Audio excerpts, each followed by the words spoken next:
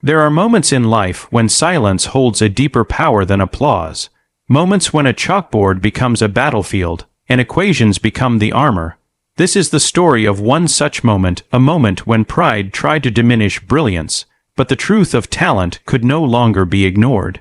A young man, quiet and composed, stepped into a classroom carved by intellect, but stained by assumption. The walls were lined with certificates, degrees, and portraits of men who had been told they were extraordinary since birth. At the front stood an elite professor, seasoned, revered, and sadly blind to his own prejudice. To him, intellect came in a specific shape, color, and tone, and the young man before him didn't match it. The professor didn't ask if the student was ready. He didn't offer a seat or a greeting. He didn't even look him in the eye. Instead, he pointed to the board and said, "Solve it." It was less an invitation and more a challenge, one that echoed with the unsaid words, "Let's see what you're made of." But this wasn't arrogance. This was a test steeped in centuries of misplaced superiority. The kind of test too many are forced to take, not in classrooms, but in boardrooms, streets, and every room where people doubt your worth before you speak. The equation on the board wasn't ordinary. It was brutal. Complex, designed to push the limits of even advanced scholars.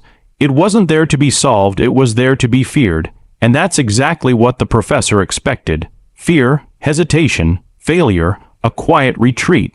But the young man stepped forward, not with defiance, but with calm. Not with swagger, but with certainty. He studied the numbers. His eyes didn't panic. His hands didn't tremble. In that silence, something extraordinary happened.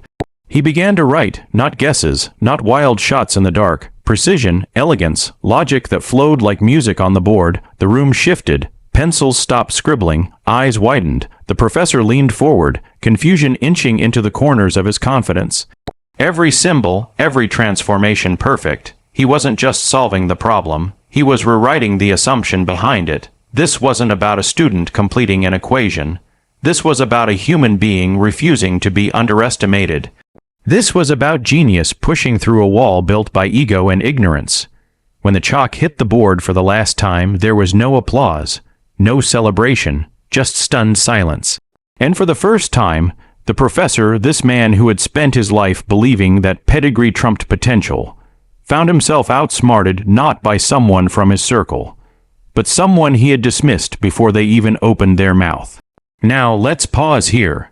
Let's talk about what was really written on that board. Not just numbers and letters, but a legacy. A reminder that intellect doesn't wear a uniform.